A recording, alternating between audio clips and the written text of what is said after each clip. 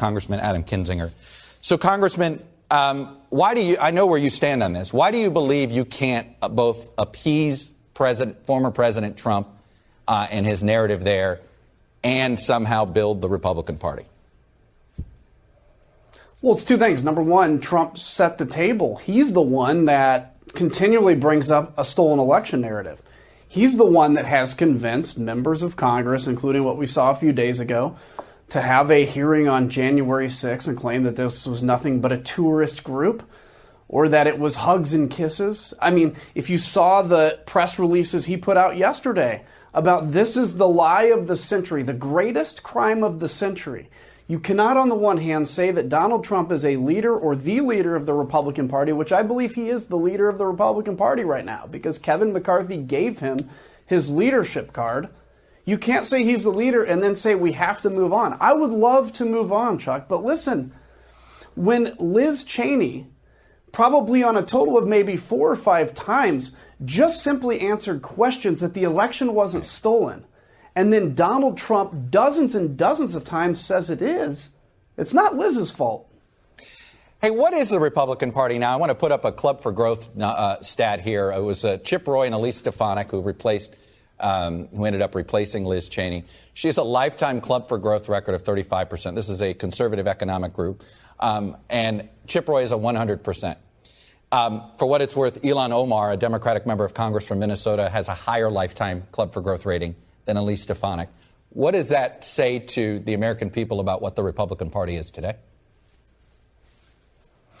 Well, I think what it needs to say to any Republican that's maybe kind of confused by the moment we're in is policy doesn't matter anymore. It literally is all your loyalty to Donald Trump.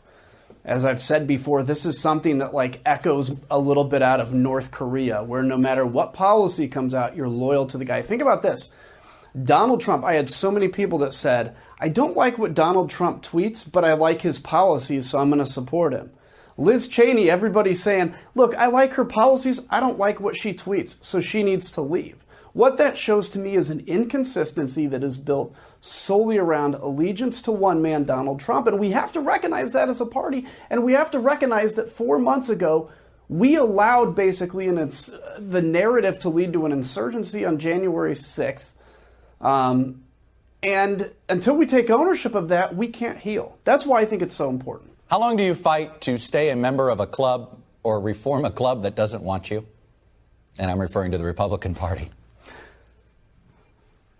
You know, look, I've been a Republican far longer than Donald Trump has, and I'm not going to let him come in and hijack my party and turn it into something that, you know, great people like Ronald Reagan and George W. and George H.W. Bush and all the great leaders back did not want it to be.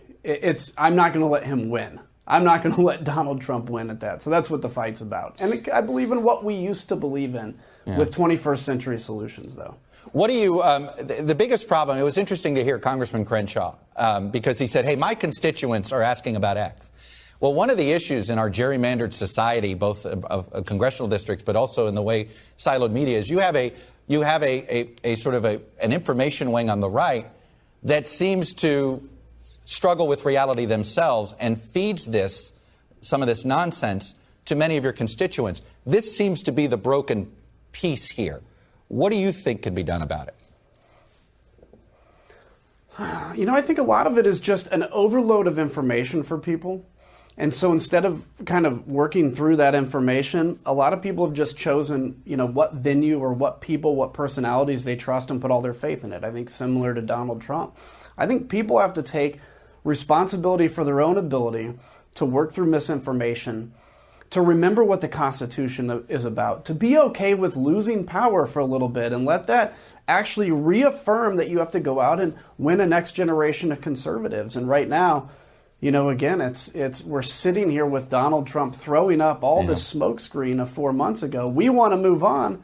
It's hard to do when he keeps bringing it back to a stolen election, which, of course, wasn't true. Is it uncomfortable to you that a success for the Republican Party in 2022 will mean bringing Donald Trump back as the leader and nominee? I mean, do you worry that 2022 will be a referendum on that? Yeah, I do worry that it'll be perceived as that. I think, you know, look, we have tailwinds, certainly, to be in the majority. This happens whenever one party has complete control. I think President Biden has gone significantly far to the left, so I think the American people will react. But that is a reaction to Joe Biden, and I don't think an affirmation that Donald Trump should be the party leader. But we may take it that way. Congressman Adam Kinzinger, a Republican from Central Illinois, thanks for coming on and sharing your perspective with us. Appreciate it. You will find that things happen to you that you do not deserve and that are not always warranted. But you have to put your head down and fight, fight, fight. Never, ever, ever give up. Don't give in, don't back down, and never stop doing what you know is right. Nothing worth doing ever, ever, ever came easy. And the more righteous your fight, the more opposition that you will face.